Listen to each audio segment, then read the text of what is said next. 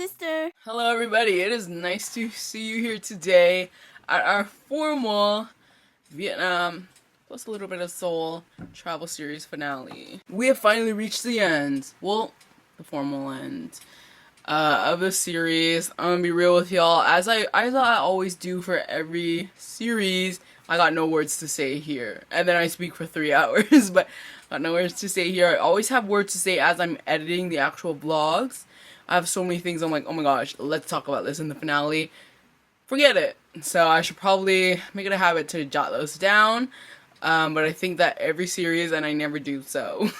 Anyways, yes, today, this is the finale in which we have a seat, have a moment, and just recollect ourselves and talk about the trip as a whole. So we're really just rambling on here. Because I don't know about y'all, but I feel like having the daily vlog, the last daily vlog as a finale, doesn't feel like a formal closing. So instead, we do a podcast-esque video when it's really not needed. But I enjoy it. This series, girl, it felt like both our shortest and longest travel series of all the travel series we had so far. I don't know why. Because in length, in minutes, in gigabytes, it is probably one of the longest travel series that we've had. Not even one of, sorry, the longest travel series that we had. And you know what, I was actually shocked because I was going back to compare whether this was the longest or not, or the shortest or not, because it felt like both the shortest and the longest. But our Vietnam series, the daily vlogs are averaging around 50 minutes. And I go back to our first Korea series and our LA series, and it's averaging 15 to 20 minutes. I was shocked because where is the content in that? And to be honest, I don't really know how I feel because there was so much minutes in the day. I edited it out so much because it was just like, at this point it felt like filler vlogs, filler footage. It felt like filler footage because it was just me holding the camera and walking around the place. And then when I have to edit that, I'm like, oh my god, like why am I rewatching what I lived? Every second of it, and I have to edit it out because it's like, what is this? And I'm just holding the camera down, and I don't know, babe. It was, I want to say because of that, and also a large majority was me speaking as well. And having to do the translations, the Vietnamese translation captions as well. It was probably, may not be factually correct, but to me it felt like the longest editing process for me. I was just so deterred from doing it because I have to sit there all the stage. I have to do the translations. I have to blur out a bunch of things as well. Oh my god, I was sick. I remember in every other travel series, oh my god, I'm editing. I'm like from the beginning, I'm like 6 vlogs ahead till the end, though I start getting lazy, but because I get burnt out. But for the first few videos, I'm 6 videos ahead. They're lined up, they're ready to go. This one though, girl, I was editing it video by video. I was sick. With that said, we'll be getting into the series and we'll be talking about a few topics that I tried to come up with that we could be talking about today to summarize the series as a whole, address some of the comments that were also in my comments throughout the series. But before we get to that, as always, we start with my life updates because this series, though it started recently, I went to Vietnam in April and I came back in May or the end of April, so it's been like 5 months since then, and here we are now recollecting it all, which was fucking crazy because I always edit the vlogs maybe like a month or 2 after I come back. So it's crazy rewatching everything and being like, oh my god, why are the girls so crazy and why are they so dramatic? But we'll address that later. So first of all, we'll start with our life update since it's been a while. She's in her employment era, everyone. Clap it up. Clap it up. I know, every vlog we talk about how I'm unemployed. Well, I'm employed. And as I should, because I'm not traveling anymore. Because I didn't have those travel plans anymore. So it's time to get to work, you know what I mean? I mean, that's what the girls have to do. Like, that's what the girls have to do to survive. We won't expand on that. Maybe we will expand on it should our podcast era ever come, but we won't expand on that right now. Next update. If you couldn't tell, the girls are back to her natural hair color. The blonde is gone, everyone. The blonde is gone. You can still kind of see the brown because the black hair dye is kind of fading away from the blonde, so it turns brown. But the blonde is gone, and that was, yes, because of my employment era, so we were trying to keep it professional with hair. even though it was just blonde. I guess it's kind of style, like, you know, it's a peekaboo blonde. But at the end of the day, I feel like it didn't even matter. You know what, first impression, let's just have the natural hair color. But there are people at the office who have, like, colorful hair. So I'm thinking, after a few months, you know, once they get used to me, like, I'm the youngest there, I'm just gonna have colored hair. Personally, I would love to go back into my full blonde era. We'll save that for later. Save that conversation for later. And my third life update, if you could see something different about me. The girls have pierced ears, yes. Take a look. Take a look. Oh, there's headphones there. Take a look. It's blurred because they're very dried out, because for 3 months straight I've been spraying saline solution constantly on my ears. Which I'm facing the aftermath of because they are dried out. I've been moisturizing them, but they are super dried out. I probably went through almost 10 bottles of saline solution, this big. And you'd be like, Tina, why don't you just make your own saline solution? I don't want to. And to be honest, I'd be scared that I wouldn't sterilize it correctly. But it doesn't matter because I didn't need to use that much. But this is the first time I'm piercing my ears in life. And I have 4 piercings. So 1, 2, 3, 4. You may be wondering, well, Tina, how come I saw there was a missing one on the bottom here? I have 1, 2, 3, a missing one. Well, yes, that's because I didn't know the struggles of piercing would be like this. And you watch Parent Trap and you think it's so easy to pierce your ears and live a happy life with pierced ears, but it's not the truth. And you have so many people around you who have pierced ears everywhere, like 4 piercings on the ear, and it's not the truth. I mean, it is the truth for them, but it's not the truth for me, because one thing about me is I'm a side sleeper. And at first, I slept on this side, it was swollen. I was shocked. And you may be like, well, it's not a big deal if you're experienced with pierced ears. This is my first time, y'all remember. So I was really shocked, really scared. Eventually, it went down. I was like, okay, it's fine. But this ear was swollen as well. And at some point, maybe 2 weeks after it being swollen, it was maybe 1 week, but it was so swollen to the point where the back of my ear, it swelled up, ate up the backing of the piercing, and then when it healed, the hole closed. So the backing of the piercing stuck in my ear. I had to go to the emergency room, the hospital emergency room. So embarrassing, because who goes to an emergency room for piercings? But that's what they recommended me, my piercers. The doctor opened up my ear, removed it, and gave me some antibiotics because there was a semi-infection. Well, obviously because the piercing was stuck in my ear, so that's gone. It's been 2 months since, so I'm gonna wait a bit before I re-pierce that again. It's been 3 months since I got my piercings overall, but I still haven't changed them yet because I'm scared. You know what I mean? Like, because I'm scared. I'm just gonna wait it out a little bit more before I put in different piercings. And my ears are dry, so I feel like I have to deal with that first. And feel free to give your advice on the pierced ears from what y'all heard from me. But I think it's fine now. Like, I'm just gonna wait it out and re-pierce my ears. Maybe in 2 more months, I'm guessing. I don't know. Because when I asked the doctor, I was like, how long should I wait to re-pierce my ear? He was like, babe, it's gonna be a long time. I'm like, a few months maybe? He was like, yeah. And I didn't want to ask it because I was already embarrassed I had to take it out. But, like, couldn't he specify a number? So, online told me 3 months was good enough. But I'm gonna wait a little bit more. Just in case. You know what I mean? For a whole month, I also wore a bandage on my ear. Because the doctor told me I have to wear a bandage on my ear with pressure so I wouldn't get cauliflower ear. I don't remember what the term is, but cauliflower ear, but on the lobe. So I was very shook, but I started my employment era, so I didn't wear the bandage anymore. And to be honest, it was fine because I was already like 2 months in, or 1 month and a half, so I'm like, hopefully I don't get cauliflower ears. She does look a little big. I can't remember what my ears look like anymore, but I feel like both of them look like just permanently big now. So every time I was editing these vlogs, I was looking at my ear like, does my ear still look like this? Anyway, that doesn't matter. Let's get into the topics of the finale as we were supposed to. The life update's finished.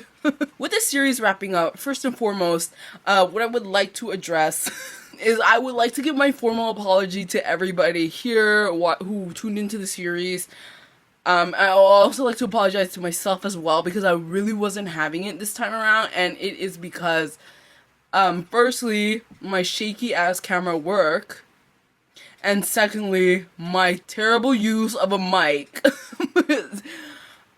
I hate this mic, and I don't want to say that because it's obviously my fault that I didn't configure settings or just learn how to navigate with this mic. So I really should have explored more, and I'm using this mic right now actually, so hopefully it sounds fine.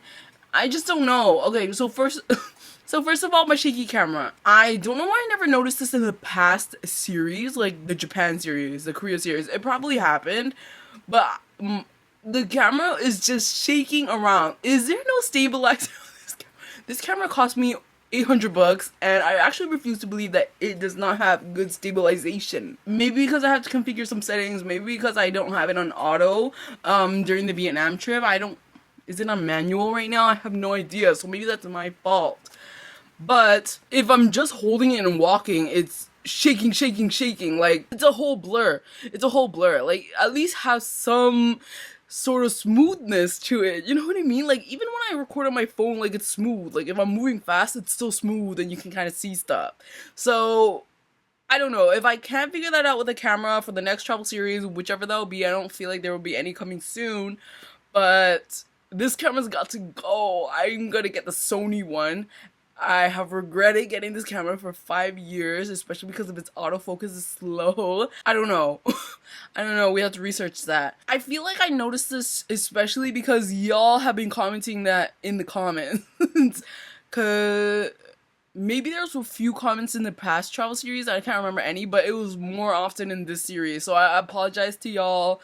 And I did notice this as well as I was editing. It was crazy.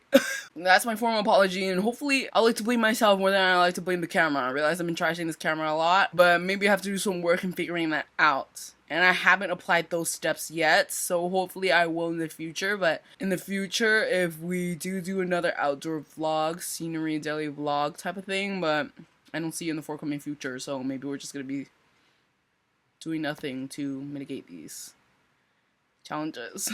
But anyways, the mic issue, you know what, nobody said anything about the mic, but I was not having it at all as I was editing. Obviously the sharp sounds, it was hiking up the decibels.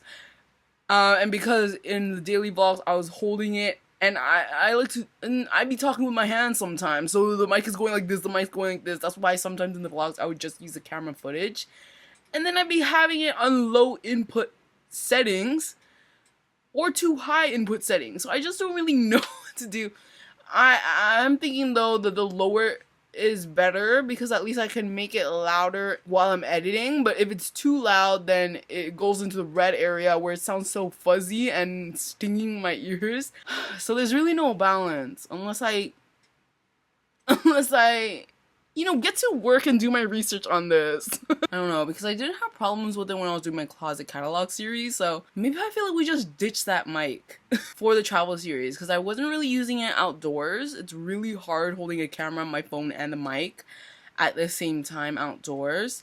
I was mainly using it when we're back in the hotel or Airbnb or the house, giving y'all a recap, so I don't know what we're gonna do about this mic situation. I don't think we'll be using it for the next travel series. There was someone in the comments who suggested or asked why I didn't decide to use like those kind of clip-on mics, which I did consider that before going to Vietnam. But you know, I was in my unemployed era, so I was a little bit broke and I couldn't invest in it. If I'm gonna buy one, I want to buy like an expensive one. I think like the Rode ones. I don't know, I have to do my research on that. There were some Amazons that I were considering, and it came with like 2 sets, so I would have one and my sister would have one.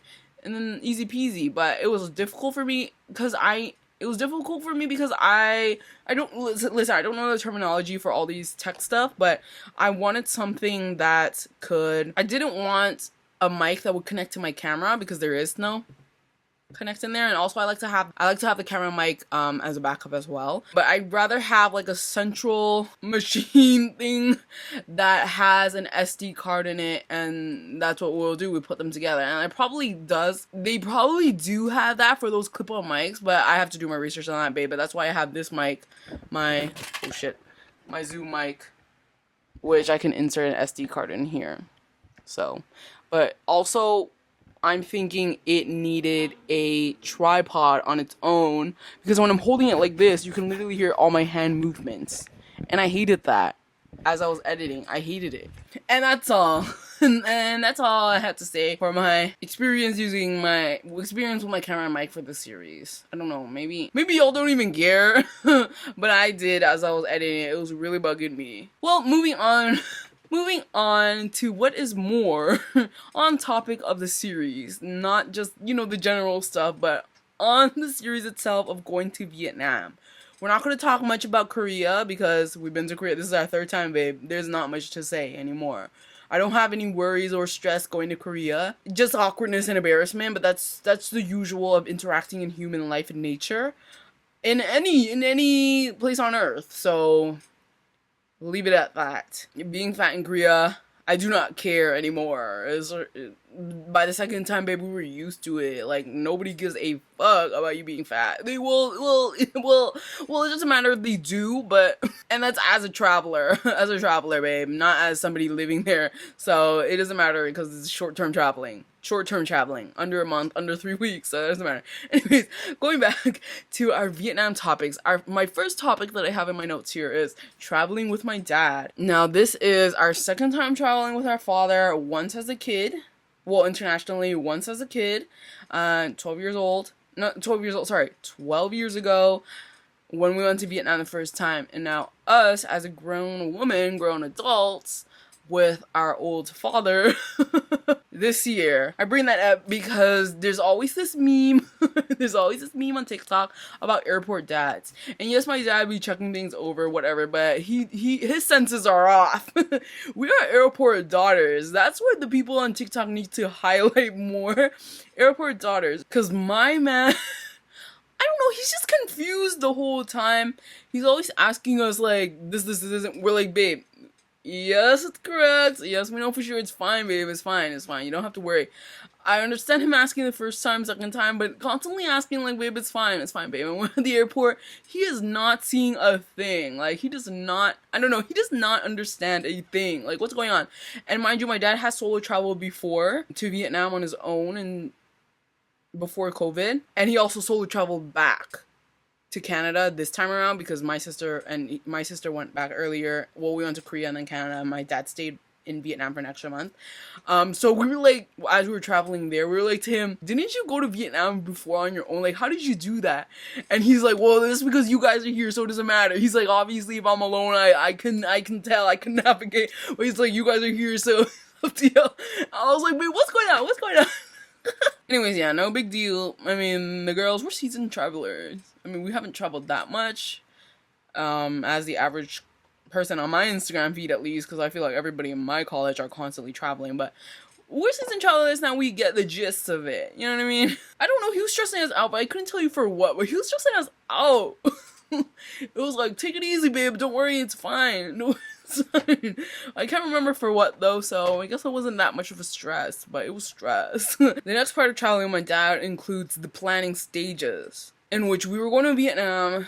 So if you remember from the daily vlogs and the planning video, my dad was like, don't worry, because you know we're traveling to different cities in Vietnam, so my dad's like, don't worry, your cousin's got it all, babe, so don't worry at all, don't do anything, don't book anything, your cousin's got it all. The transportation from city to city, they got it all. The hotels for every city, they got it all. And I'm talking about my two older cousins, which I don't know their ages. I'm guessing 30s to 40s, and they're the rich ones. So that's why my dad's like, they got it all done. And he's also like, we don't have to book anything in advance, babe. We go to Vietnam and we book in there, and we can literally do it the day of. In which he was sabotaging us, as in my sister and me and my sister, because all of a sudden, as we came to Nha Trang, or our home city on the outskirts of Nha Trang. Because yes, our cousins did deal with the Saigon hotel and the transportation from Saigon to Nha Trang, which we could have a different conversation about that, because me and my sister and I weren't having the Saigon hotel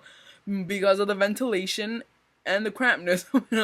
But it was still a good spot overall. It was relatively cheap and around the central areas, around the main areas, but we were struggling with that poop smell and the ventilations constantly. That doesn't matter. But as we're in Nha Trang, planning to go from different cities, so Hoi An, Da Nang, and Dalat, but specifically Da Nang and Hoi An, my dad decided to turn it on us because he was like, you know what? This is too much work for your cousins because they have families to raise, and we've been through this, and we've been through this.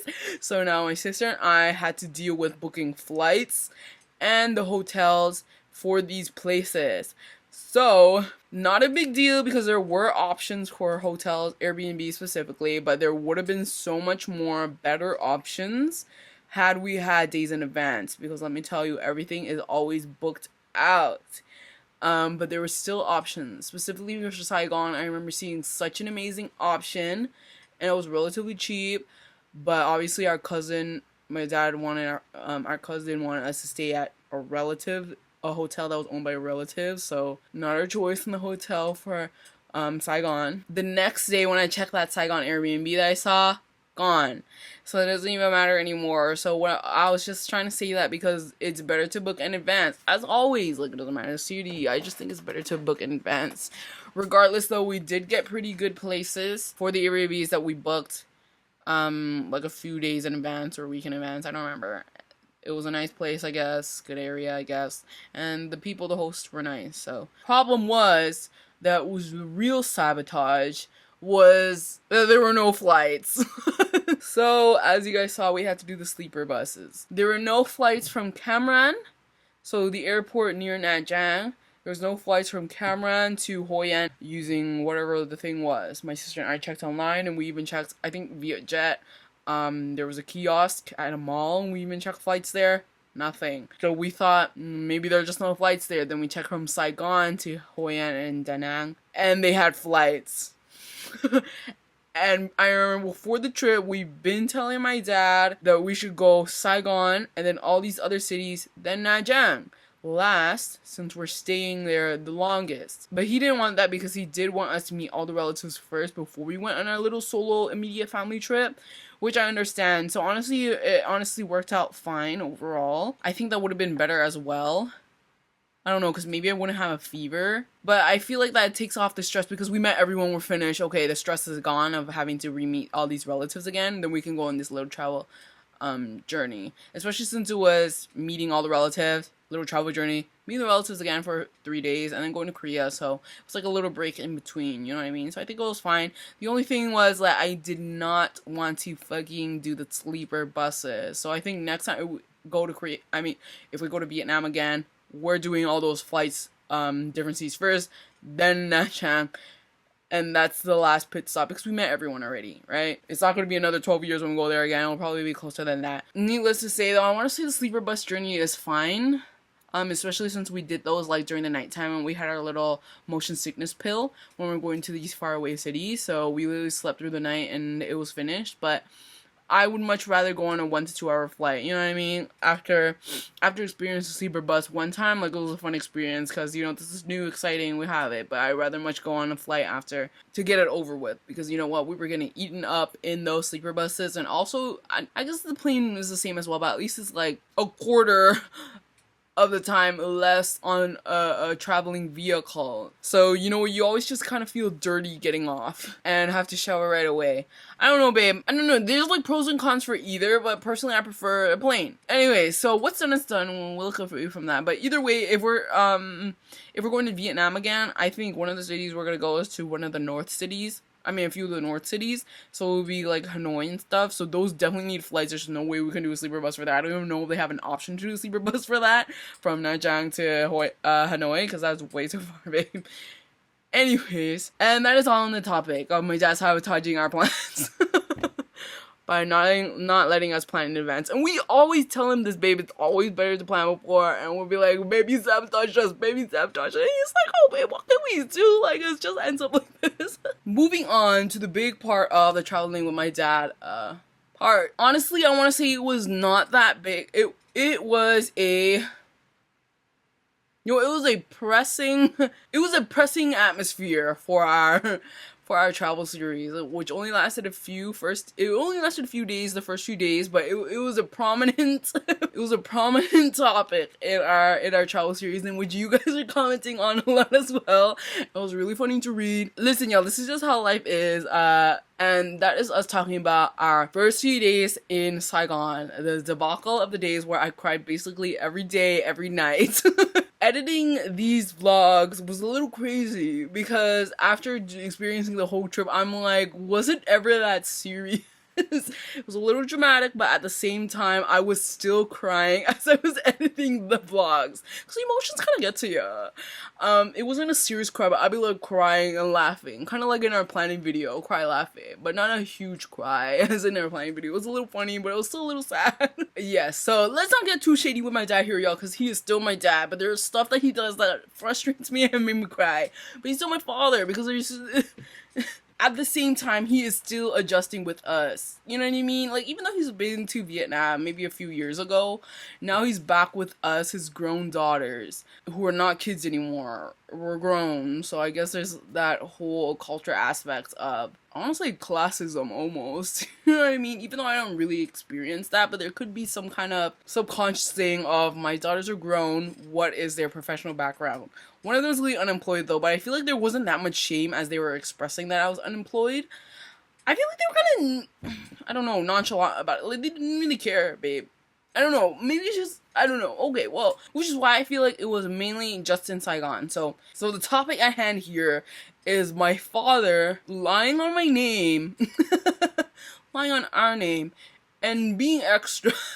That's what I have in my notes. I don't know, just upsetting me during these Saigon days. And let me tell you, this rarely happened during Nha Trang. Let's rerun the tape. So, lying on my name, lying on my sister's name. So, lying on my name in this case, so foolish, I know, but my dad lying that I was so excited to play with my cousin's children. Like, he was like, all night, Tina was talking about how much she couldn't wait for the next day to play with them again. Never uttered a word to my father that night. Since we're in different hotel rooms, we literally parted ways and went to our separate hotel rooms. Never uttered a word. And he does know that for the past few days, and also the days before Vietnam, that we were always saying how we want to have some solo days, babe. Like, just some solo days in Saigon. So where did this come about? Because, stop embarrassing. Anyways, and then lying on my sister's name. Well, lying on my sister's name for a specific example, being like my sister saying to my dad how my cousin is so pretty and how she remembers her being so pretty before we came to Vietnam, and her memory of her when we were kids, when we went 12 years ago, of my cousin being so pretty and wanting to see her, and she never done this. And it's not as serious, like, at least he's not lying on our names about saying something disrespectful, but it's like, it sounds like the desperation, the obsessiveness, like, why is he lying on our name like this? We're grown people. So it was embarrassing, yeah. It was embarrassing, yeah. And even if they didn't see it as a weird obsessive thing, the cousins in them, it's like, then they have an expectation from us. You know what I mean? I just hate it. Stop lying on my name, please. God. Another part of being extra, is him humiliating us. And this is only in Saigon, remember, y'all. We're only speaking to Saigon right now, but him humiliating us. Remember the examples of, you know, us eating seafood and my dad being like, did y'all have this before? And I'd be like, yeah, probably in Canada. Moms gave us some. And he'd be like, babe, this shit isn't in Canada. You never had this shit before. And they're talking about her mom gave her that.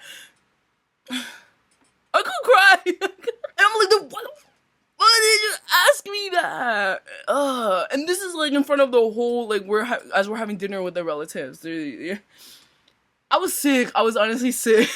Some other stuff we could talk about was that was her main example. So what I was going to speak to this topic after giving our examples of, you know, my dad lying on my name and being and humiliating us is we're going to reflect on this. So again, just like us, I think my dad is adjusting to this environment because you know what? Last time my dad went to Vietnam on his own, before COVID, he didn't go to Saigon, so he wasn't really around these people as well, even though they did visit him when he was in Nha Trang. He stayed in Nha Trang for all of his stay, so he didn't really, like, stay in Saigon and interact with the relatives that live in Saigon, our cousins, like in their houses and stuff, you know what I mean? Because obviously, you know, he knew them. He was there when they were growing up, you know, before I was born. And they would visit when we went to Vietnam 12 years ago, and he went to Vietnam before COVID, so there's that. But, you know, now he's in this environment where he's, you know, and also they grown up, so they have like professions and stuff, and they're rich, right? So now he's in their house, and, you know, having conversations, like we're doing all this, so he's adjusting to that aspect. But also because my cousins are rich, and I'm talking about the cousin with the kids.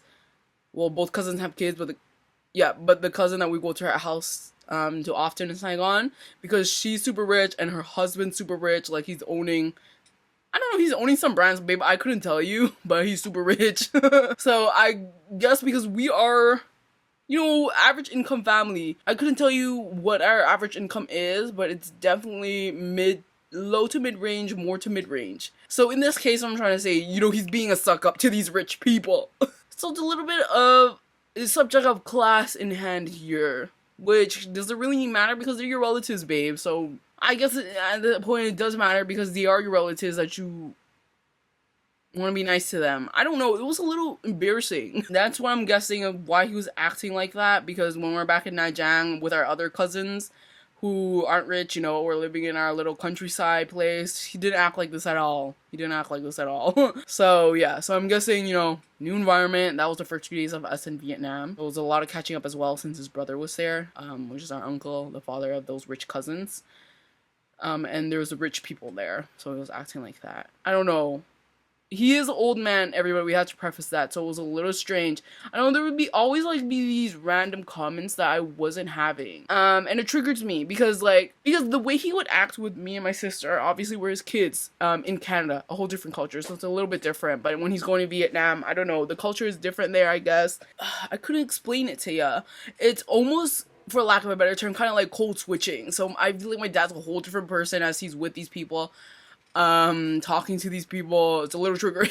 Because I don't want to say it's him being fake, but maybe that's just the nature of how he acts when he's with pure Vietnamese people as a pure Vietnamese man. You know what I mean? And it's not his daughters. Why am I gonna cry right now? And people are like, you know, why does this make you emotional? I don't know, it's just like, maybe that's a crazy thing about having refugee immigrant parents, because there's like this whole different side of them that you don't actually really know. Something that is so far different from your culture and your generation that it feels uncomfortable. You know what I mean? Like, why am I crying right now? But at the same time, he is a man, because I feel like, I don't know, my mom would never act like this. Going back to the planning video, if you remember, because when my mom's relative came over, she'd act the same. Obviously, like, you have to be like, kind of like a customer service kind of act to your relatives, but just be acting the same still, you know what I mean? And here's the thing, he doesn't stress me out on the daily. I mean, he's an old man, so there's something that's just out about. But for this situation in general, it was a little crazy, especially since this is our first few days, so just kind of reflecting on that is a little overwhelming. Needless to say, though, I've only felt these emotions during the first few days of Saigon, because I don't have these thoughts on the daily. Like, I forgot about it. I'm editing these vlogs and I'm like, oh my god, yeah, my dad was so annoying here. But as we're reflecting on that here, just as we reflect on it when we're editing the videos, it's a little sad to think about, but on my everyday life, it's like, kind of like in the back of my head, and I just know my father as my father, and not of these frustrating few days in Saigon. So, and it's a little crazy because some of this, you know, he's an old man, you know, from a country that's a little more conservative, right? And he's an old man. So, older generation, I think some of this as well was also rooted in misogyny, I want to say. To be honest, I don't really know where I'm going with the point of misogyny, but it's somewhere in there, because as we're in Vietnam, there's some remarks that he would say, and again, talking up to the rich people, I guess, I don't know, but some remarks he would say, because they have 2 sons, and my other cousin has 1 daughter and 2 sons, and there'd be 2 sons here, and he always be saying this weird comment like, yeah, it's so good to have 2 sons, oh my god, you're set for life, like, it's so great that you guys have 2 sons. Meanwhile, he has 2 daughters. And it was also kind of crazy because even like to my cousins, like there's the older cousin and the younger cousin. They're both rich, but obviously one is richer than the other, basically. And he even asked like the older cousin, like, oh my god, like, are you jealous of your sister for being so rich and having this life? Because we were in her house, like all of us in her house. and you could obviously tell that older cousin was like not having it, especially, well, I guess she was also down because her husband wasn't there. So I don't know, like it was like, why is he acting like this? It was so embarrassing. But again, in Nanjang, babe, nobody gave a fuck. I guess, I don't know, I can't really remember anything about Nanjang because there was nothing pressing about Nanjang that kind of traumatized me. This didn't traumatize me though. It's just like, this is frustrating in a way that I don't want to stay silent on it. And there was also another aspect that I don't want to go in on, but if you guys don't know already, my parents, they do not have a good relationship at all. Like, but we still all live together, I guess, for the children, but we're grown now, so I don't know what's going on with that. We'll talk about that on the podcast, but, and again, in the culture and rooted misogyny, whatever, all that other stuff, they would also be speaking on my mom's name, and we weren't having we weren't having that. Obviously, again, remember when we visited my mom's house, my dad was always respectful about it and speaking highly of my mom to my mom's relatives. But when we're back in, you know, his relatives, his side, his family, whatever, it's like, oh, they piss me off. Like, and it'd be the conversation in silence. Like, how are my cousins gonna speak on my mom as the kids are right there in the car? Oh my god, I'm gonna cry. Anyways, I won't touch on that later. So that is that. Again, just for the Saigon days, y'all, and I was crying every fucking night. And you know what? We could also say yes, valid in the crying, but also it was the few days before I got my period, so I feel like it was just super really heightened then. And then on the last day of Saigon, I got my period, and I haven't shed a single tear throughout the whole entire trip after. But also because, you know, we're used to it now, and everybody seemed like fine, so everybody seemed fine. Like, all my worries and fears from before are basically gone for the most part, but didn't shed a single tear other than when I had a fever and woke up feeling horrid. So I don't know, yeah, it was overwhelming, it was frustrating, it was all of the feelings that we could feel, but also it was before my period, so it was a little heightened because of that. Yeah, and remember in one vlog, I had really puffy eyes throughout the morning, maybe a few hours, it went away eventually, but my eyes were so puffy, so swollen, because I was literally crying all night. I don't remember what triggered, just from everything, of all it together, like the lying, the humiliation, the everything. Ugh, I was sick.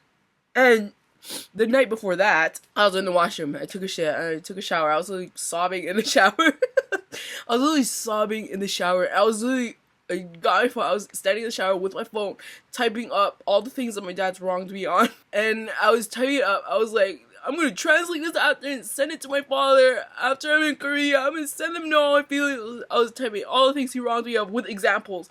So him lying on my name, him humiliating us about the food and stuff, him speaking on my mom, everything. I was sick of it. And it was giving suicide note. It was giving suicide note.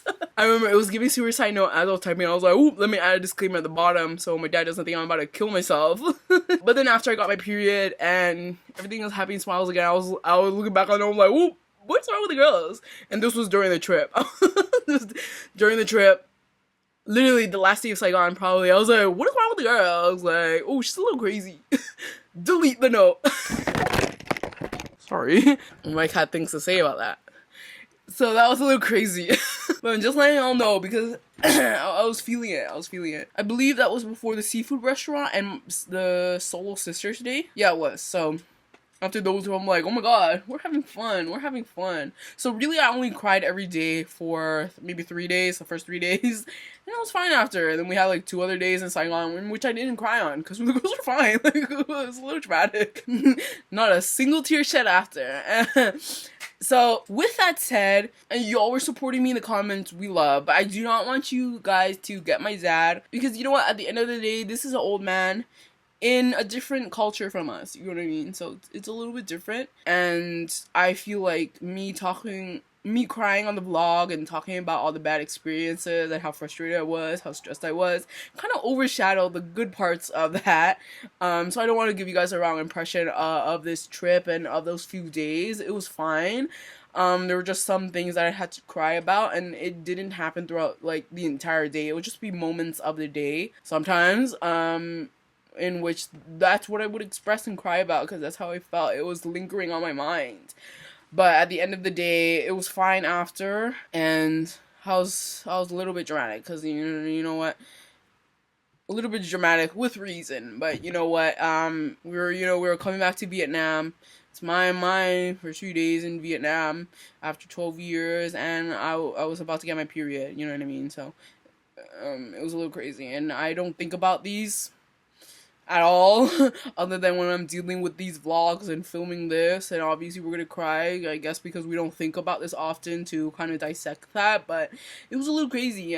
Well, with that said, extending on the topic of traveling with my dad, since we haven't done so, we're gonna talk about the fun moments. So overall, it was really fun. Oh my god, I'm about to cry, but he's an old man, so you know, it's like, I guess it's a rough thing of having kids old, because then your kids gets tired of fucking, you know, anyway. So even though there's these frustrating moments, you kind of want to optimize the time with your father, especially since he's been wanting to go to Vietnam with you again. So it's like, let's spend this time, you know what I mean? And I feel like for the most part, that's what I wanted to do, babe, because before coming to Vietnam, and you know, we were planning to go to these different cities and stuff, and my dad was like, you know, maybe some people might come with us to these different cities, but I was always like, I just wanted to be with our immediate family, you know what I mean? Like, just you, my father, and my sister, and we're having fun, you know what I mean? Because that makes me feel more comfortable, which obviously it's fine if they come, they're gonna come, whatever, because we're here to, you know, I guess, re-meet our relatives, but at the same time, all three of us have not been to these different cities, so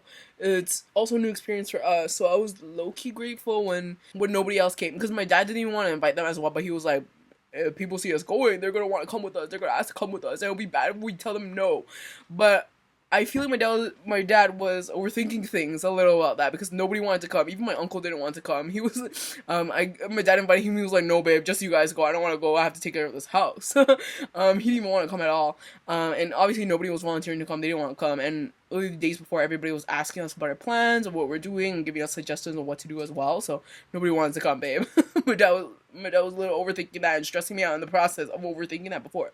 It would be fine when they came, because everybody was always nice and whatever.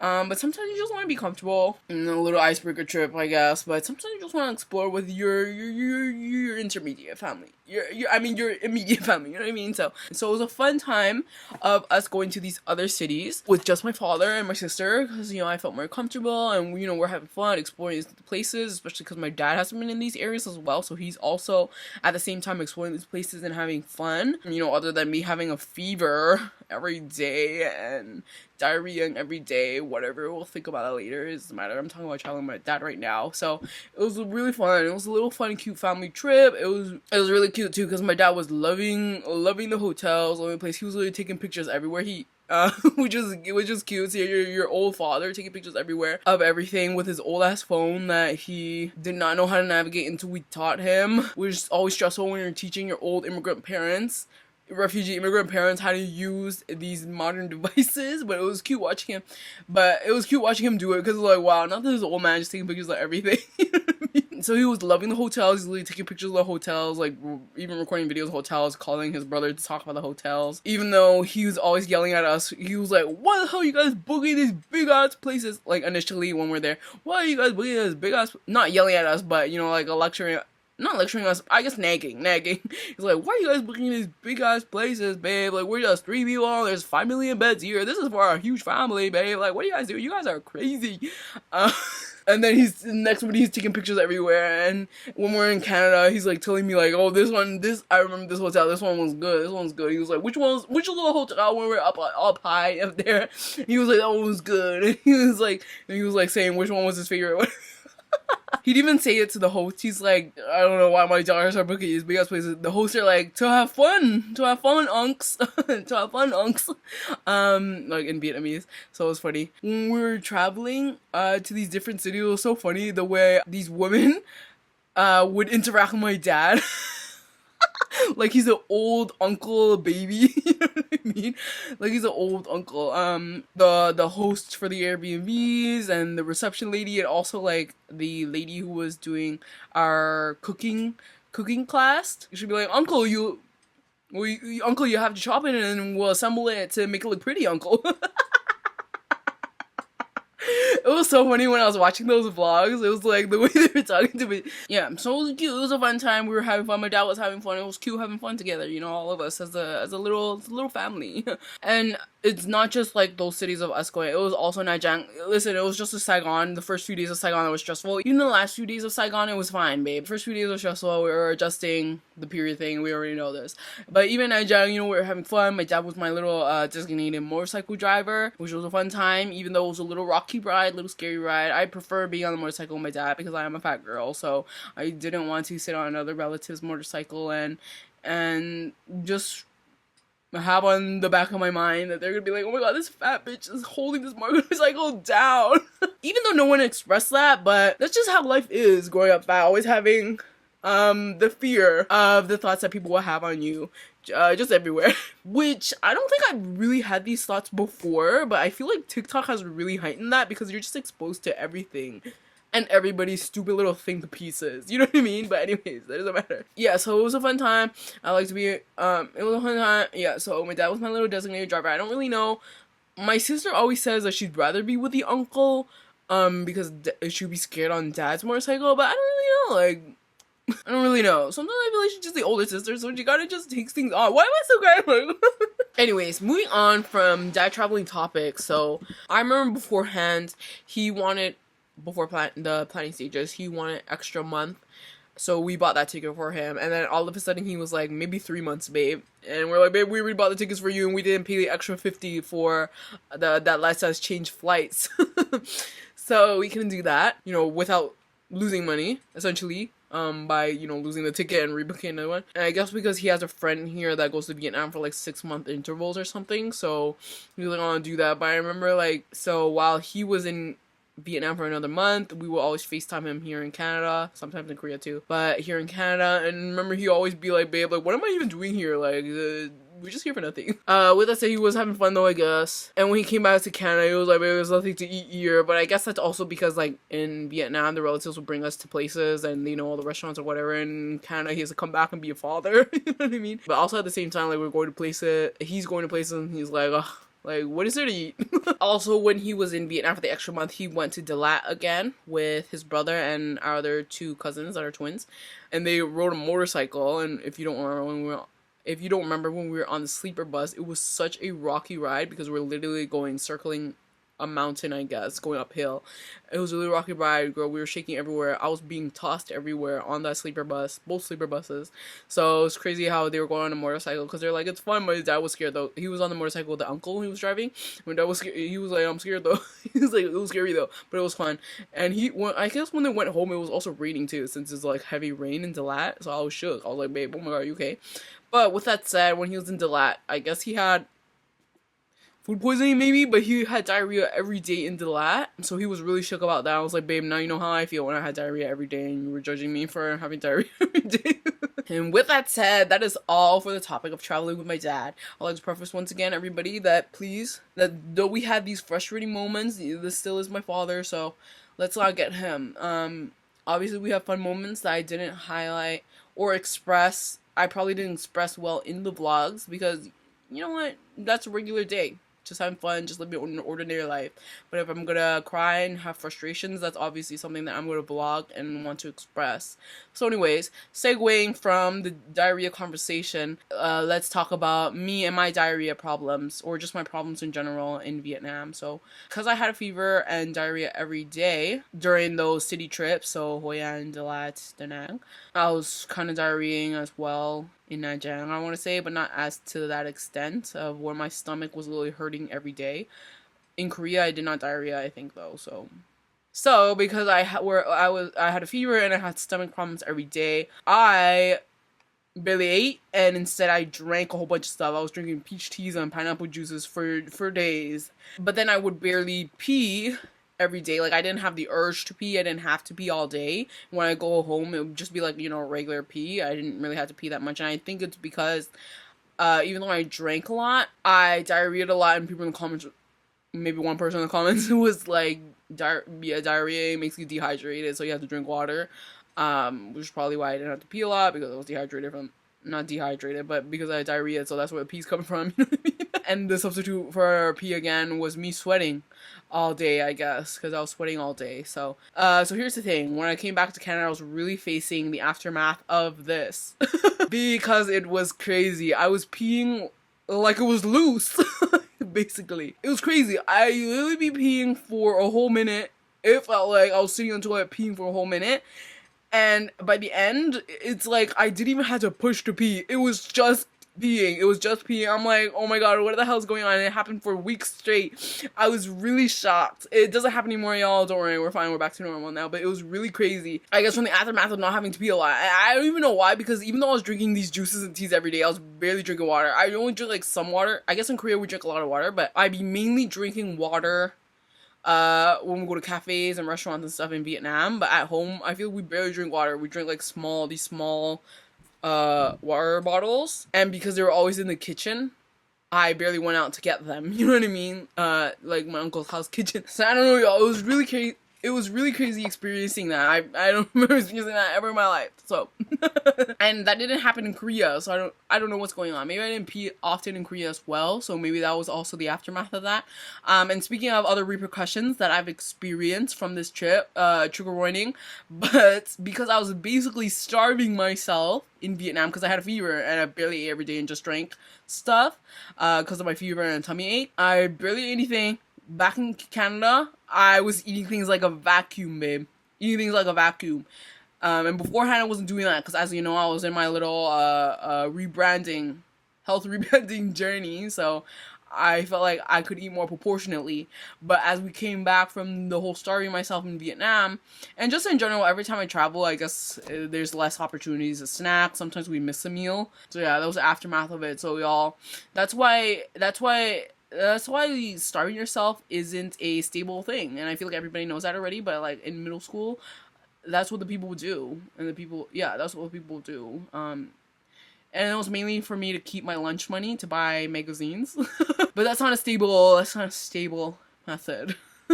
Not stable, not healthy. Yes. So moving on to our next topic, which I think only one person asked this, maybe two people asked this, but because I did have a vlog of me visiting my mom's relatives' family, is why didn't my mom go? So I won't really go into depth with this topic.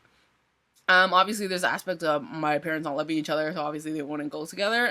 But even like my mom going alone with us, you know, it's a whole discussion about culture, especially as a woman in that era, I guess. My mom does have a history with her family that I won't go into. Something that kind of deterred her from going back was, I guess, the culture of being judgy, especially as she is a woman, again, of that era. So yeah, the judgy and gossiping, she didn't want to go there. I guess she didn't want to hear it. She didn't want to experience it. With obviously with her past, I guess, of that. And as we even talked about before, like the in-laws, my dad's family, being a mess, being a judgy mess as well. And if you remember in the daily vlogs, they would constantly ask to look at pictures of my mom. Do we have pictures of my mom? But my sister and I would never share it with my dad's side of the family, at least. Because, you know what, we get the vibe that sometimes it's not good intentions.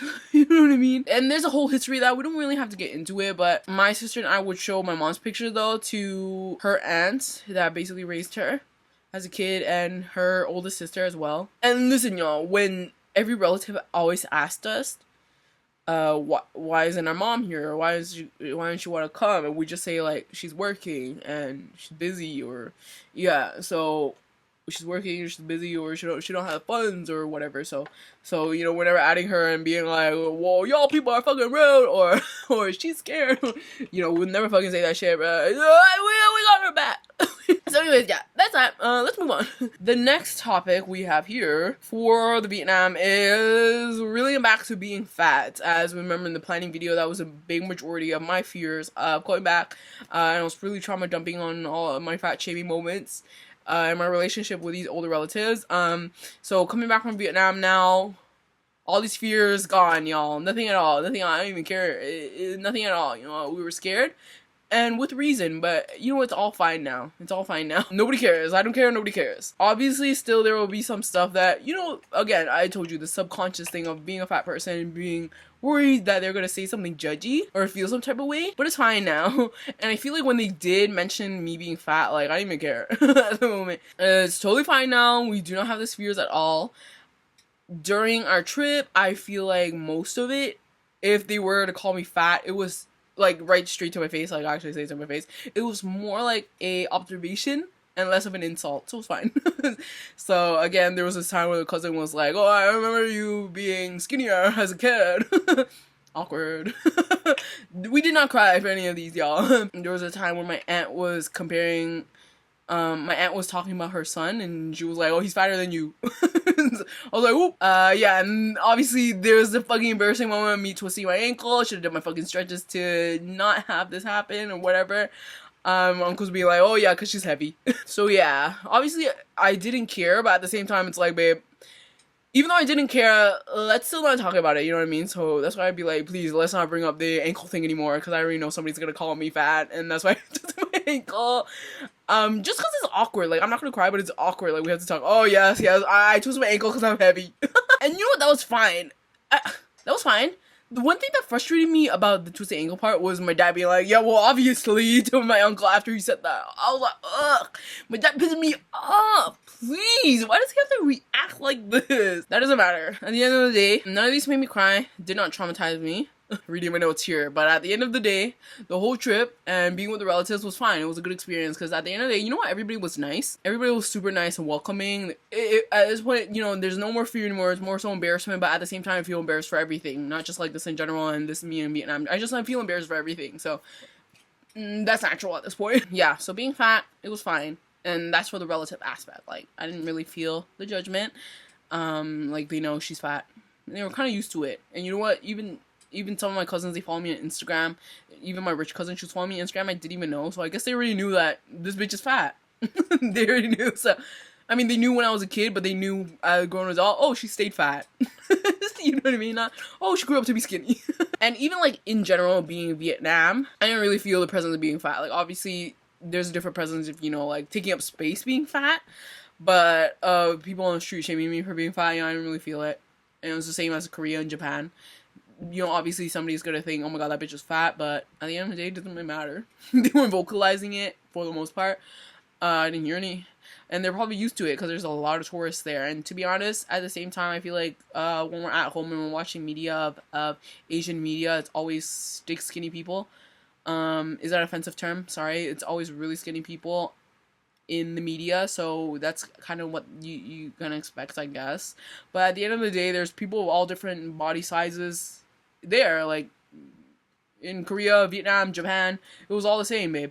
Obviously there will be less of a percentage, but there's still people of all different body sizes, so I feel like everybody's used to it, and it's always different, I guess, when you're a traveler. So traveler for short-term traveling, tourism, I guess it's different if you're a fat foreigner going there for a long stay, whatever. So I can't really speak to that, but I'm speaking to my experience. So yeah, that is that. Everybody was super nice.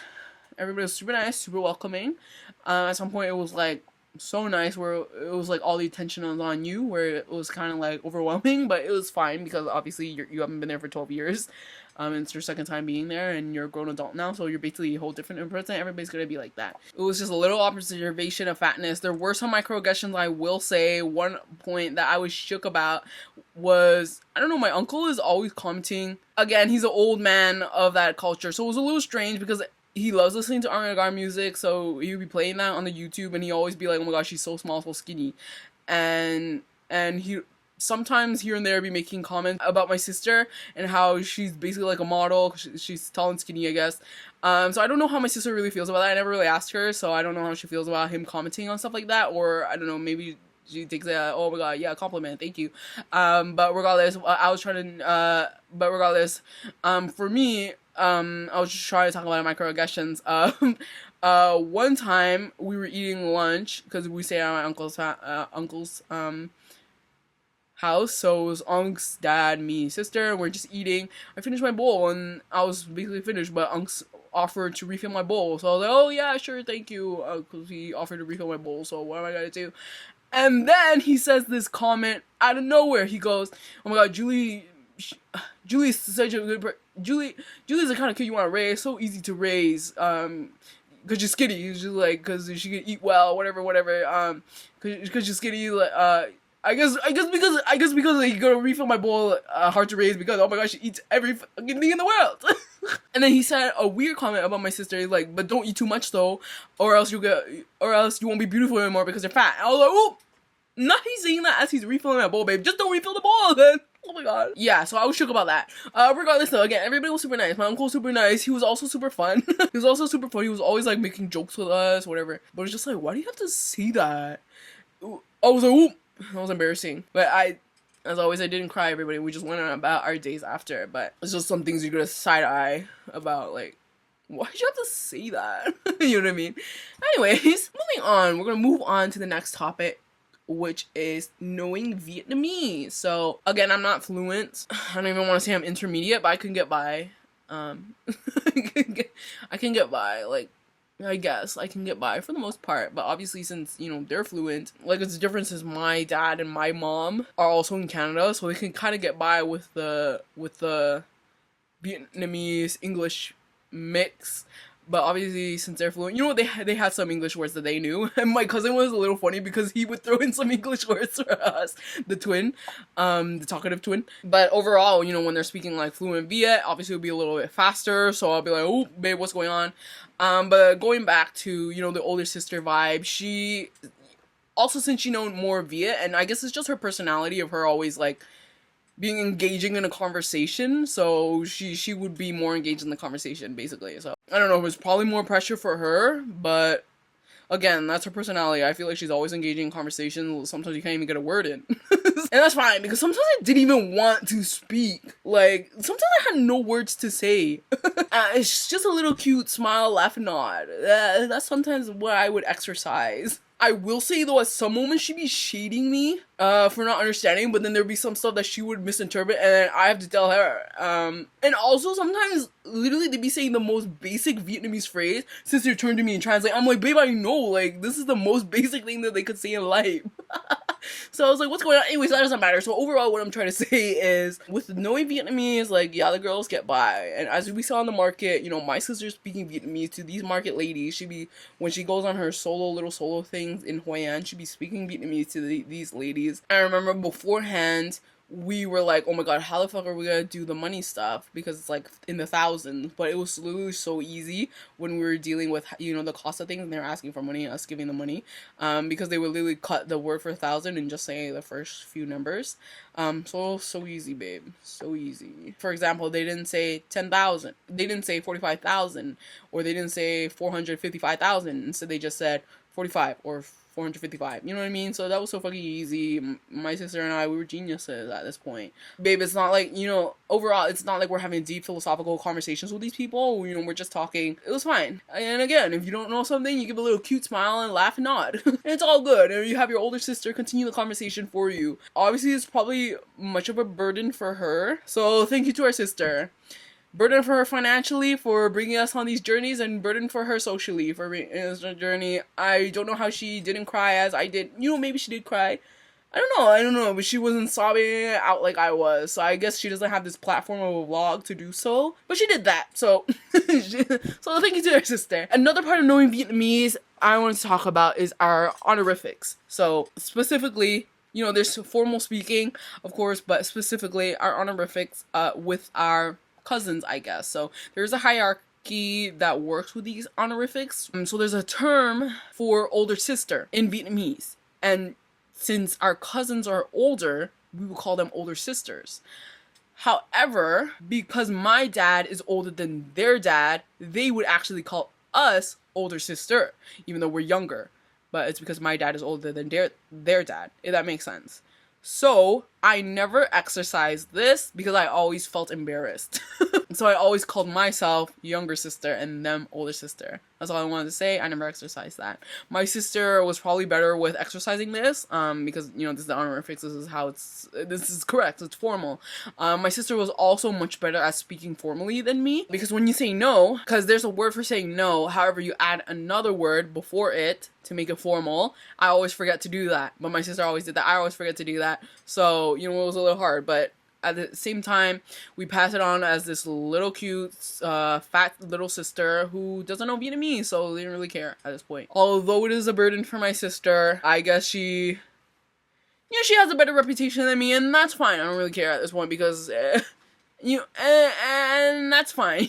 Moving on to our next topic, a shorter topic now. We're gonna move on to the more fun topics, which is bug bites and mosquitoes. Still got the remnants of it on my leg. It more looks like bruises right now. There was, remember, a watery bug bite. It popped, and I feel like it's just got a scar. And the bug bites, it was crazy. Somebody in the comments, they listed things that mosquitoes would be attracted to, which is 1, black clothes, 2, sweat, 3, deodorant. Other stuff, I don't remember if they said anything else, but that is crazy because I exercise all 3. I wore a lot of black clothing, I sweat a lot, and I wore deodorant because I sweat a lot. So it's like, how are the people supposed to live their lives then? You know what I mean? You just get eaten by bugs. The bug repellent we were using that the Walmart lady told my dad was the best one, useless. I think all bug repellents are useless anyways. There's literally nothing we can do. And I think because, you know what, everybody in Vietnam, the locals, nobody got a bug bite in sight. No, nobody. Anybody. We were like candy to these mosquitoes. My sister and I. Even my dad, he didn't get bite. The foreign girls born in a different country, our blood is foreign. The mosquitoes were after it. They weren't even after my dad at all. Not a single bug bite did my dad have. Well, he probably did have some, but nothing that I've seen. That is just crazy. Because he's been in this country longer than me and my sister, obviously. But at the end of the day, he is a Vietnamese man. So yeah, that was crazy because my sister and I, we were repping these bug bites all over our legs, bandages all over our legs. It could not go unnoticed by anyone. It really couldn't. It was everywhere. Every time a relative would see us, they would be laughing at us and be like, oh my god, damn, the bug bites are really getting to you. The bugs are really getting you.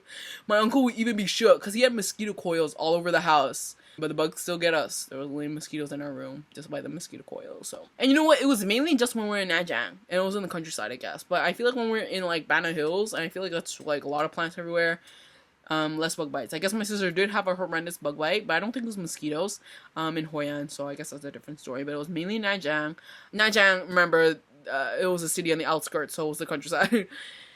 Anyways, moving on to our next topic is me getting charley horses, so muscle spasms in my calf, which is fucking crazy. I fucking hate that shit, and which also led to me twisting my ankle as well. So first of all, the girls aren't stretching. We have to stretch, so I'm really gonna start doing that because you know what? I have been twisting my ankle. Did I twist my ankle in LA? I don't think so, thank God. But I twisted my ankle before Korea. Or was it before LA? I don't know. But I twisted my ankle before Korea, twisted my ankle in Japan, twisted my ankle in Vietnam. So, and what all those had in common, it did not stretch. So it's time to stretch. It was tense in there. Secondly, I was dehydrated. In Bretman Rock's podcast, Princess said that being dehydrated gives you muscle spasms because she was saying that for pregnant women are usually dehydrated. So I was super dehydrated, as you guys know, even though I drank a lot of teas and whatever outside. I was always diarrheaing, I was always sweating throughout the day, and also I had limited access to water. Not that much limited access, but it was less than what I usually drink. And someone in the comments also said that it was a lack of magnesium that can also cause charley horses. So here's the thing, all 3 of these things I do back in Canada. So as you know, in my workout era, I always stretch after working out. Stretch before and after, actually. I'm always drinking water at home. Since we don't have limited access, we're chunking it down. I'm always drinking water also outside as well as I bring in my reusable water bottle. And secondly, I'm always taking magnesium capsules every night. And then, you know, K2, D3, vitamins in the morning. So that's probably why the girls don't get charley horses. In Vietnam, I brought my magnesium pills actually, but I don't think I took them consistently because I'm like, oh my god, we're so tired throughout the day anyways, girl, we're gonna be sleeping anyways, like, let's not get this to relax or whatever, is wasting my money or whatever, or we're just a little lazy. But obviously there's all these other things that magnesium help you with, and to be honest, I should have been taking it consistently since we had so much sunlight in the day as well. So yeah, so that's what we'll be taking into our next travel series, should we have another one. We don't have any lined up right now.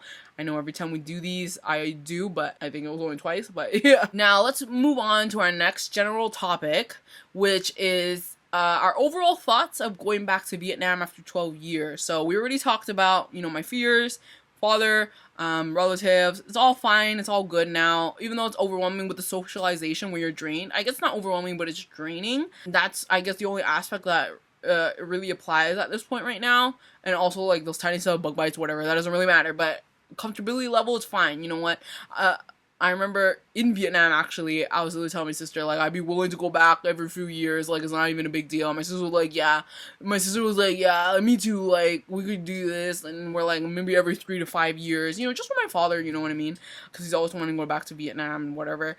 So, but also we could explore other cities in Vietnam, so my sister and I were thinking, you know, we could do it as, like, a pit stop, you know what I mean? So it would be us going with our father every 3 to 5 years to Nha Trang for like a few days. Because what are we going to do there? We're just going to say hi to people, that's it. And then we'll go to another city that we're going to explore, like Hanoi, whatever. And then we'll go to a different country. And my dad will stay back, basically. So if we were to do that, that's what would happen. I'm not saying we don't have any plans for that, but theoretically, that's what happened. It's fine. Like, I feel comfortable enough to do that. At the end of the day, it was like the girls were scared for what? You know what I mean? Or I guess you were kind of scared of the unknown. But even though we had some known, but I guess, you know, we're a kid, it's our developing era, so it's a little more heightened. And our next topic would be about Vietnamese food. And I think somebody commented something about that in our little cooking class vlog, which was such a fun time. So yes, overall it was good. We did talk about it in the vlogs. You will see in the vlog, but just to give a little summary from what I can remember in regards to food was my sister was basically munching on banjang nung or banjang jung every fucking chance she could get after being introduced to it, which is like rice paper, egg kind of meal, I guess. Almost kind of like the banh xeo pancakes, but was rice paper. So, and I guess she'll never find that long lost love, because now my mom like tries making it for her, like that she saw online, but it's never the same, you know what I mean? I don't know, I guess, I don't know, it's different in Vietnam. Everything's different in Vietnam, Vietnamese food. Other than pho, like, I don't know, it's like Toronto, if you ask me, in Saigon, the pho we tried. But at the end of the day, I'm not really of a pho or a noodle girl, so I couldn't really talk to those noodle dishes in Vietnam, like mi wang and pho and whatever. I'm not really a noodle girl, like, I didn't really like them in general. So my sister likes them though, and she said they were good, so. And then there was, we already talked about in the vlogs, but it was like gum tam. I noticed that gum tam in Vietnam was mainly with pork. Like, everywhere we went, it was mainly pork. Which in here in Canada, they're always served with either chicken or beef. There's probably pork too, but I don't know. I feel like the main ones are chicken and beef. Maybe I'm uncultured, but that's what I see every time I go to Gom Tam restaurant with my parents. Yeah, that was a little different, but the pork in Nha Trang that we tried, oh my god, so good, babe. Miss it every day. It was so flavorful, so amazing. But yes, all this to say is, yes, we do eat Vietnamese food in Canada. We are in tune with our Viet culture in that case, even though for me, I don't really like the noodly dishes, so I'm not really in tune to that. But obviously, you know, my parents are cooking Viet dishes or some sort of a Viet dish concoction, you know what I mean? It'll be a little altered, I guess, to our taste or whatever, our preferences. So it's not really, you know, the set in stone recipe that you will find in a restaurant, or it's a little altered, again, to our preferences growing up, I guess. And if you ask me which one I prefer, you know what, again, you know, obviously Vietnam and Canada, they'll have difference in ingredients, like, I guess just from the chemicals and the processes of it, and, you know, and even where they're originating from, so it'll obviously be different in taste or texture or whatever, so I can't really compare the two. Obviously there were many outstanding dishes there that you can't really find here in Canada, like, they don't really replicate some of the authentic dishes here. But overall, like, I'm mainly eating, if I'm gonna eat Vietnamese food, it's sometimes it's out, yes, which is similar to what we can have in Vietnam as well, but most of the time it's homemade food, you know what I mean? So again, that's customized to my preferences, how I grew up. So yeah, so that's all I have to say with in terms of food. And there, again, I had a fever as well, so that could also impact my craving and the taste of the food, because sometimes, you know, people are just forcing you to always eat, like, babe, you have to eat, and I don't really eat breakfast here, so because I'm not hungry, stomach ache, and also not eating breakfast, so it's like I don't really want to eat, like, oh my god, it's kind of like a chore to eat. You know what I mean? What I will say though is will never be the same, I guess, is the banh mi selection here. The banh mi in Vietnam was better, obviously, and sometimes eating banh mi here is just like, oh my gosh, I'm just eating this piece of bread. So moving on to our next topic is things I would do differently, and this is in terms of, I guess, going to Vietnam. It could be in general of traveling overall, but this is mainly for Vietnam. So first of all, again, going back, is booking flights instead of sleeper buses. So we already know that situation. Next would be bringing sunglasses, or at least buying them. I don't know why, because obviously I was struggling. I was struggling with the sunniness, the brightness in Vietnam, and the dust from the motorcycles, but I still did not sought out to buy sunglasses there. But now looking back, should we go to Vietnam, I had to bring sunglasses because my eyes have not been the same since. As you guys already know, from COVID and playing on my phone in the dark, I developed this hard blink habit. So we already knew her, but now I feel like from Vietnam, from how bright it was in Vietnam constantly, like just looking everywhere, it's so bright as well. I guess the dust could have some aspect as well too when driving the motorcycle, but mainly the brightness. I am just constantly squinting my eyes, like when I'm looking at something bright, like focus on something bright. It could be the bright computer that I squint my eyes like this, like I'm like this, and I could be doing it, you know, in the car when it's sunny outside. I'm always constantly squinting my eyes. I feel like I've never done this before, so I feel like it is something that developed from this trip. Even outside and it's bright, like, I feel like normally, yeah, you can open your eyes. You can open your eyes when it's sunny outside, right? But I feel like I'm constantly squinting it. It's not like I'm looking directly into the sun. Like, and even so, like, even when the other day I saw when I was speaking to my coworkers, they were sitting in front of a window, so it was coming bright, and I was like, I felt like I was constantly squinting at them. I had to, like, out of habit, so I had to, like, tell myself, oh my god, girl, you will probably look crazy, don't fucking squint at them. So yeah. So bring sunglasses. This is what I would say. The next thing I would do differently is bring more bandages and bug relief stuff.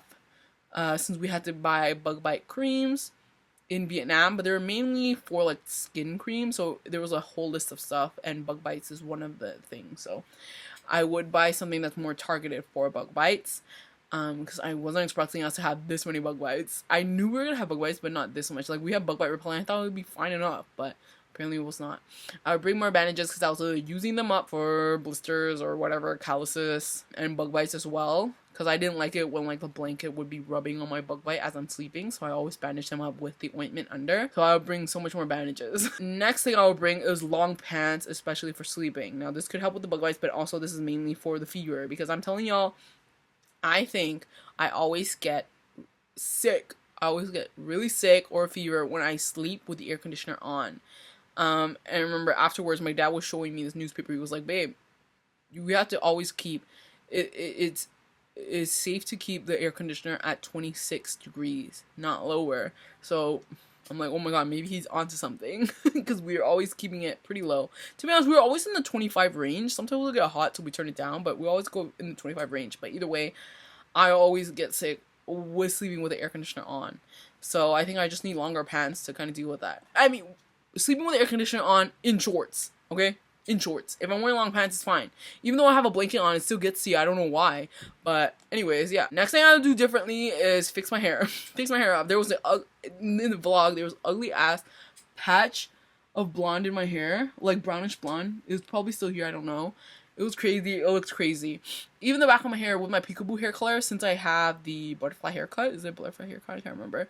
So the layer in the back is shorter, and the layer under is longer. So it looks crazy with the black and the blonde. That looks crazy, whatever, I don't care anymore.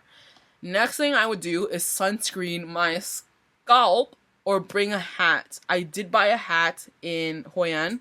It was probably too late for me then, but also it was so hot wearing a hat, so I don't really know what I can do to navigate this problem. I guess just sunscreen my scalp. Because my scalp, and let me tell you, she was getting burnt. Like, it didn't look red, but you could tell I was getting burnt. Maybe it was also the water in Vietnam as well, but you could tell I was losing a lot of hair. Or maybe I'm just like that right now, but I'm telling you, in the vlogs, you could tell that my hairline was a meter long, a meter wide. It was probably 3 times this. I'm exaggerating, but one thing about my Instagram photos is we got a lot this time around from a travel series. I feel like it was the most we had. I'm still posting it till this day, but there is a dilap pic of us at Crazy World and where I'm walking up the stairs, and that is literally photoshopped because my hairline was literally 1 kilometer wide. I was shocked. Like I was like, oh my god, I'm bald. Like, so I had to Photoshop it. By photoshopping me, I literally like painted black over my head here and just turned down the opacity. So I just looked like I had more hair, because it was fucking crazy. Like I look bald. But regardless, you know, I was stunting. You know what? This time around, I don't know. Even though I'm not really good at posing and I'm not really good at taking pictures and I'm ugly, but it's like I was stunting on these Instagram photos, y'all. Like I don't know. I'm having fun with these Instagram photos, and I'm having fun with choosing the song choices as well. It's like, what's the next Namjoon song she's gonna choose? Like, I've been choosing Namjoon songs. So it was a fun time posting these photos. Even though it's a little first world problems, you know what I mean? It's a little, you know, deciding what to post and choosing the photos and feeling like, oh my god, I'm gonna leave out a photo that I should have posted instead, but still. And writing captions is the most embarrassing part of posting a photo, you know what I mean? Anyways, next thing I would do differently, well, not differently, but next thing I would do is buy a new carry-on, because my carry-on is broken. Oh my god, it was a drag. One of the wheels is broken, maybe 2 of the wheels actually, so it was so hard to pull, and also the handle that pulls out broken, so it was a rough time, but at least it was just during the Nanjing part. But it was a struggle. I guess because we're in Korea airport, they let us check in the carry-on, so it didn't really haunt me that much, but still.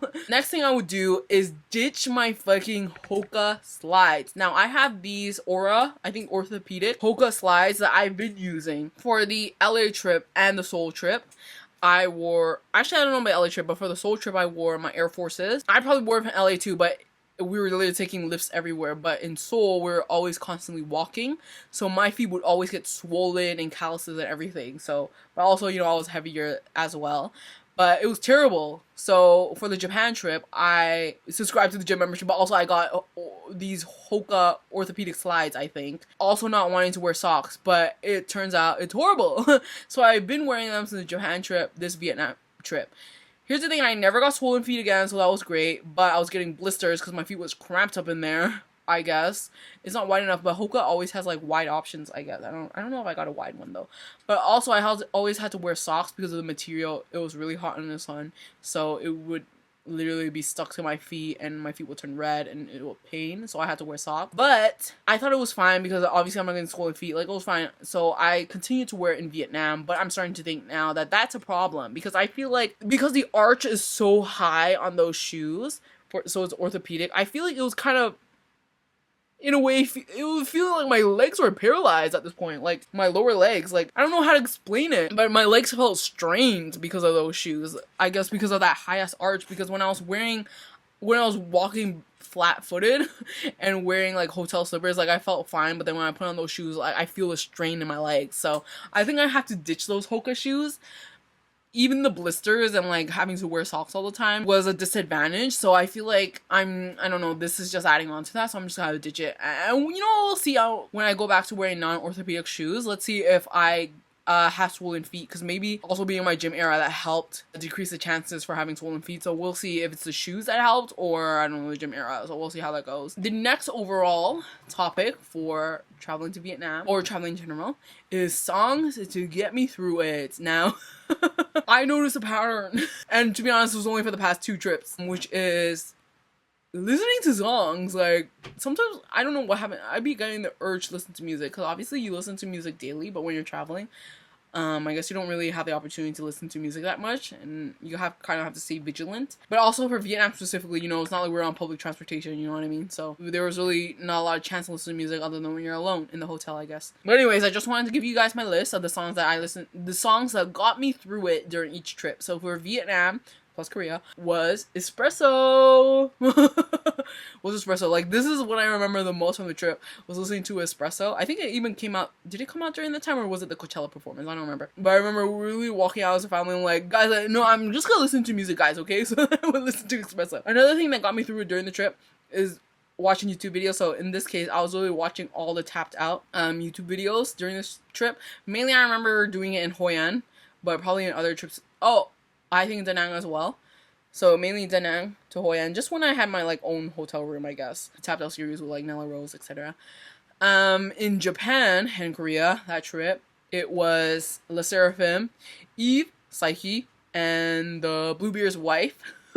Is what I was listening to on repeat during that trip. That song got me through it. And I was also like rewatching a bunch of Beta Squad videos. Just rewatching them. And also what came out. What I remember specifically for the Beta Squad video is the ranking Stranger's Height.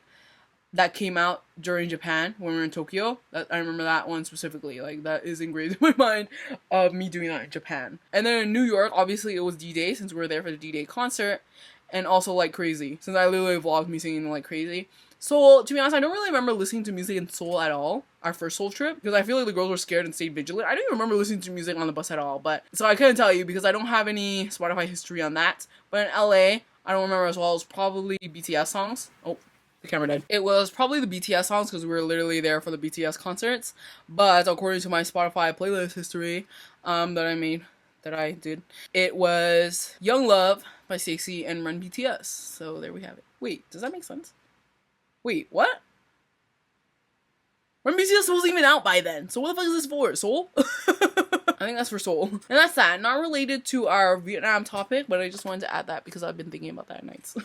Anyways, moving on to our next topic, which is the Korea portion, which I'm not going to talk about a lot again because that's our third time in Korea, so it doesn't matter. I will talk about is my regrets about not doing in Korea. So first of all, is not getting enough albums. This always happens to me.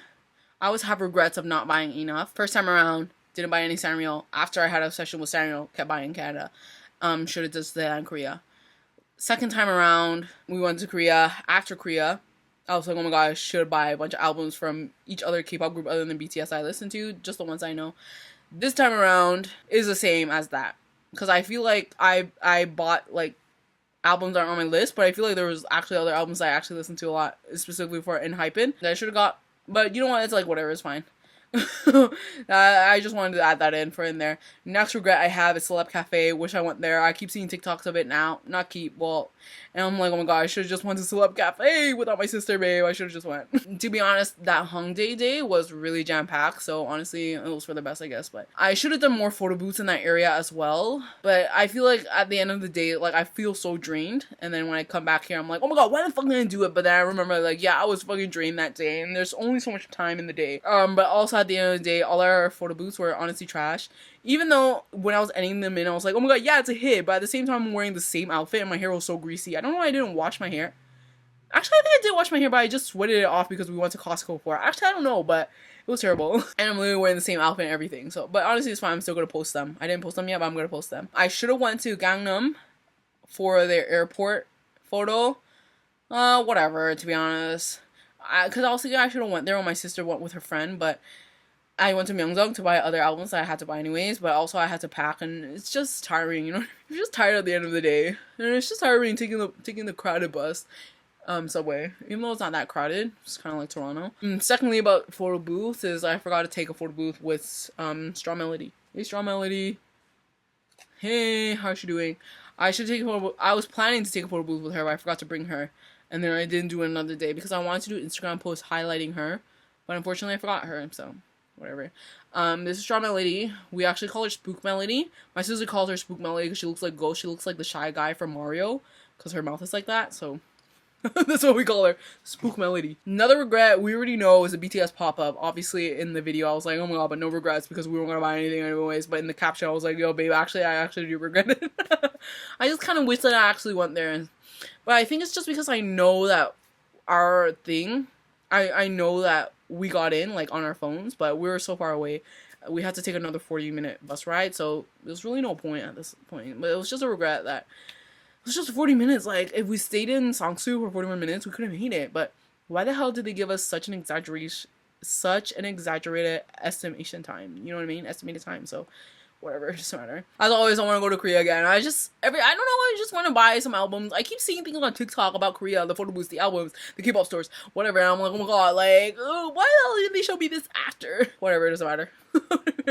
How many times can you go to Korea at this point in your life? You know what I mean? Anyways, something I want to do when I go to Korea is going during Festa month, because that's when all the festivities for BTS happen, but it's literally in June. So that's way too hot. Like, I don't think I can stand it. And there's gonna be so many people coming for Festa month as well, especially when BTS is gonna be back from the military. So I just can't do it. I just can't do it. I can't stand the heat and the crowdedness. You know what I mean? What was my best video for the series? To be honest, what comes to mind is the cooking class, but also the Nami Island. And I feel like my best videos are always my biggest flops for these travel series, which is my Naruto Island one and my Nami Island one. They're always the lowest views. They're the lowest views for both my series. I feel like they're the best, one of the best, if not the best. And that is all for our topics here today. I feel like I talked for 3 hours, so it's gonna be a struggle to edit as a 9-to-5 working woman now. So with that said, this is the end of the series in which we come to a close. There's probably a bunch of things that I forgot to say for this summary video that I probably would want to say, but it's like whatever, y'all. You know, it happens every time. I feel like we talked about enough, so it's fine. And this is the part where I like to say thank you so much for everyone for watching, whether it's this video or some of the videos or one video of the daily vlogs or the whole series. Thank you everyone so much for watching. As always, thank you so much for commenting. I always love reading comments and hearting them or replying to them. Sometimes I just heart them because I have no words to say, or I said something and someone others comment already and I feel too lazy to say it. But also right now I'm not finished reading your comments. Like, I'm backed up on comments right now because I don't know, sometimes I get lazy or I get busy or I get sidetracked, you know what I mean? So hopefully I'll get to those comments as well. I always love reading y'all comment though, especially in some of the other ones. Like, you guys are so funny when you guys are laughing at my dad. He'd be lying on my name. That was so funny. So I don't know, it's just funny. Like, we're all laughing together, we're all having fun, I guess. And as always, thank you everyone for, you know, your comments in general and the feedback as well. For the mic, nobody commented about the mic, I feel like, but the camera work, some other stuff I don't know, because I try to take, because I will hopefully be keeping that in mind, taking that into account, but at the same time I feel like when I'm traveling it's so overwhelming that I can't even remember anything. So this is something that we'll have to try to work on, but I don't know, it's so hard. It's so hard vlogging in public.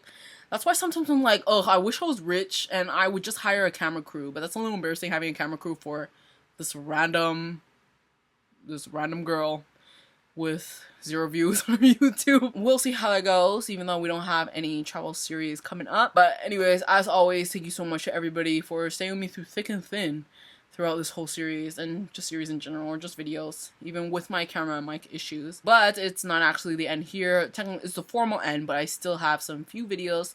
I don't know if it's a few or just one, but I have a album unboxing video for all the albums I bought during this trip to post, edit and post.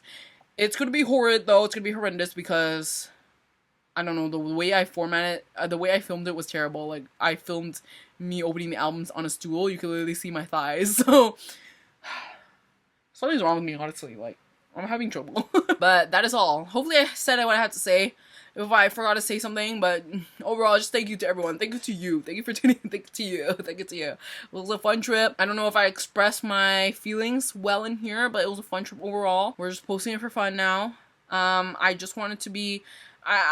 there was a lot of parts where I'm crying and complaining in the first few videos, but I didn't want to edit them out, even though I feel like because it was overbearing, it might have been reflective on the series as a whole, but I didn't want to edit it out because I wanted to keep that in. Like, that's how I was feeling at the time. You know, the girls are being vulnerable, but I don't want that to be taken as a reflection of the whole trip, because I feel like the rest of the videos, you know, it's just light and we're having fun. So yeah, this series was very much different from others because, you know, it's aspect of going to your home country and visiting your relatives. So it is a little different what we're playing with here, which is why the videos were also much longer. But that's a wrap for the series, everybody. And now we get back to regular life. So because I'm employed, how's the YouTube gonna go? How's the YouTube gonna go? Will we even be here? Well, anyways, I do have ideas for videos coming up, but it's probably gonna be very much small, minimal. Obviously, the green screen videos are gone. I keep bringing them up, but they're gone. That's a closed era. Travel series is probably gonna be taking a break for now because we don't have any plans yet. Maybe, I don't know. I'll talk to you guys later. The podcast, I do want to get into the podcast, but that is a long-term project. And also, because I'm in my working era now, I feel like we have priorities in life, you know what I mean? So we'll see how that goes. But anyways, y'all, needless to say, thank you everyone for tuning into this travel series, and I'll see you guys in our next video. Bye!